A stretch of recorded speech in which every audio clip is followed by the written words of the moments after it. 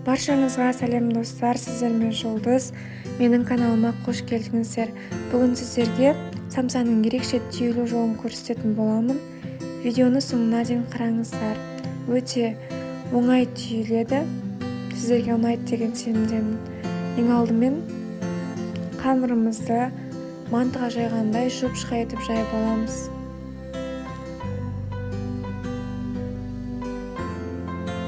Қамырымыздың асты құрғақ жабыспай тұруы қажет. Видеода көрсетілгендей қамырымызды осылай жиырып шығамыз.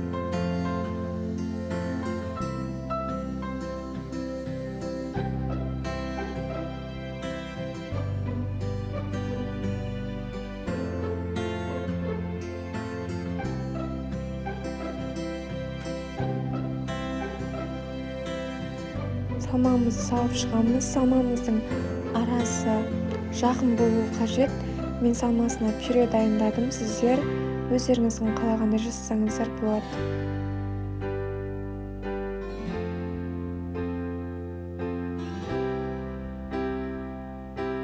Сосын екі шетін қамырымыздың екі шетін жауып шығамыз. Видеода көрсетілгендей әр салмамыздың арасын осылай қолымызбен қысып шығамыз. Дәл қысқан жерін кесіп шығамыз.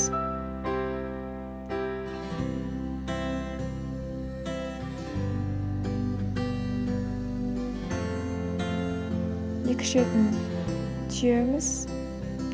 Осындай арасы қатпарлы жаңағы әдемі болып шығады. Егер жабысқан болса, арасын қолымызбен ашып жіберуіміз қажет, сонда самсамыз әдемі болып шығады.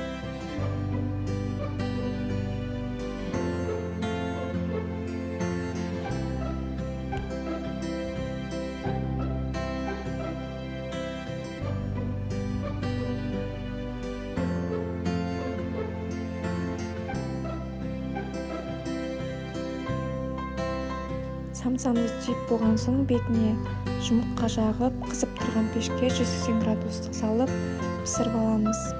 Осылай әдемі шықты. Сіздерге жасап көруге кеңес беремін. Менің каналыма келіп, лайк басып кетуді ұмытпаңыздар.